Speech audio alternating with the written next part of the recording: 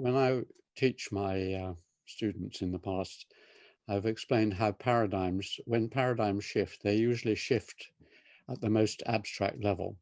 So, for example, structuralism started in mathematics, which is the purest of disciplines, Boolean mathematics and relational algebra and so on. It then went from that very abstract field into the next level, which is linguistics, which is pretty abstract. Yeah. And it then went down into social science disciplines like anthropology. So it goes from the higher downwards. It never goes upwards. You never get mathematics probably influenced by historians, for No. example, but it goes downwards and spreads out and gets made concrete in the lower level disciplines. So that's one thought on what you're saying. The other thought is that um, I don't know when I wrote that essay that you're referring to, but I've been recently writing another volume of my autobiography up to the age of 30. And this one is about my time, well, two volumes, one at my time at the LSE, and the second about my Oxford doctorate, and then my SOAS doctorate in anthropology. And Sarah has been typing these as well. And what struck me, and I'd forgotten, when I came back from, and even when I was in the field in Nepal, I wrote to some of my people who had been on the course at the LSE with me. And then later, when I came back, even to my mother, and I said, one of the big problems of writing this PhD is that I no longer believe in the framework, the functionalist framework, um, which is the framework in anthropology. The style of anthropological fieldwork based on small community studies of an integrated institution separated off from the rest of the world, and the timeless nature that Ernest talks about in relation to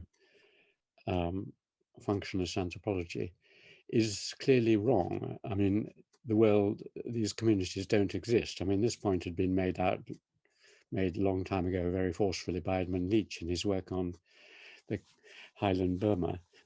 Tribes don't exist.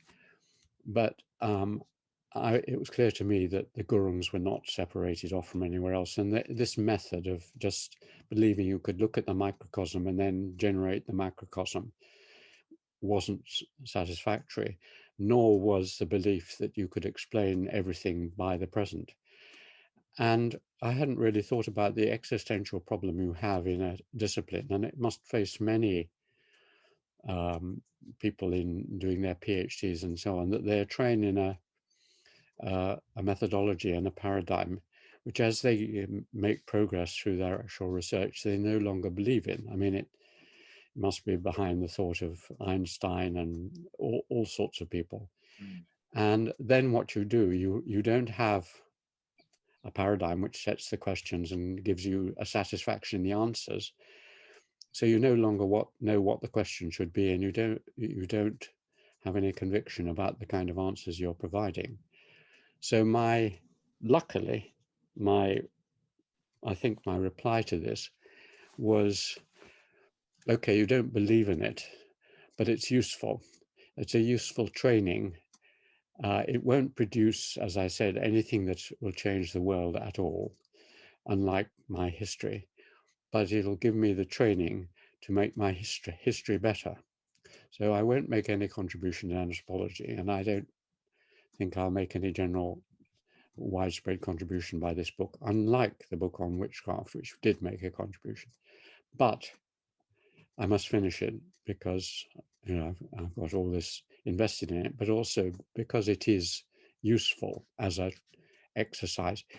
It reminded me very much of, I often think of those lines in T.S. Eliot's Four Quartets, where he talks about how we learn to use language in a way which is no longer appropriate for the task we have in front of us.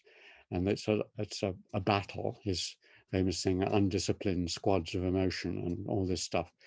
So you learn the techniques for solving problems which no longer are satisfactory, and you have to constantly reinvent yourself. And the final thought on this is, having been so sort of half disillusioned by the time I'd finished my anthropology training at LSE, because a lot of my writing is about how I'm really not learning very much. Mary Douglas is exciting. Levi Strauss is just coming in and is exciting, but I don't believe in him because I think it's all his invention. So anthropology was, once I came close to it, no longer providing me with much fresh ideas. And then the dissolution in my PhD writing up. So why was I mostly happy for another 40 to 50 years teaching this subject? And I think, roughly there were two constituents. One is that Cambridge was the place. I mean, particularly Jack Goody and then Ernest Gellner. These were people who took anthropology to a new level. Neither of them were community study people, neither of them were functionalists. And they asked big questions. And so I suddenly felt this is a worthwhile pursuit with people like that, and even Marilyn Strathern also later. So my three professors were all of a style, more in the style of Geertz or Salins or Boas or, people like that, rather than the sort of Raymond Firth, Shapira sort of people at the LSE. That was one thing. And the other was that, as Sarah's pointed out, all the time I was being refreshed by doing things outside straight anthropology. In other words, computing, history, visual anthropology, learning about new civilizations like Japan, China. So I didn't have to depend, if I'd just stuck, as most of my colleagues did, to being an expert on one part of Africa or South America or something, and continuing with the functionalists and then the structuralists and then the Marxian and then the paradigms, I think I would have got bored much more quickly.